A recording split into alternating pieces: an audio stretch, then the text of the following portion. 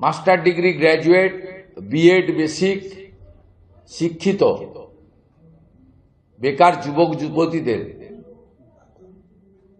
চাকরির দরজাটাকে একদম ক্লোজ করে দেওয়া। কারণ এই অন্তর্বর্তী বাজেটে চাকরির কোনো শব্দ নেই। 10 লক্ষ ভ্যাকেন্সি পূরণের কোনো রোডম্যাপ বরাদ্দ নেই। ভাতার একটা প্রতিশ্রুতি ছিল, কবে?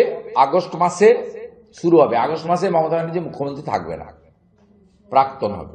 মুখ্যমন্ত্রীর ভাঁওতাবাজিটা হাতে নাতে ধরা পড়েছে।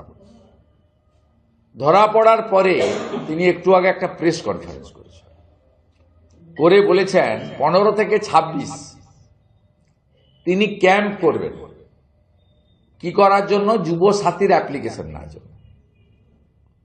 এটাও আরেক ধরনের প্রতারণা। দৈনিক 50 টাকা একটা graduate, honours, master degree, BEd basic, PTTI, vocational, ITI, মাধ্যমিক উচ্চ মাধ্যমিক পাসের কাছে এসে কমপ্লিটলি মকারি।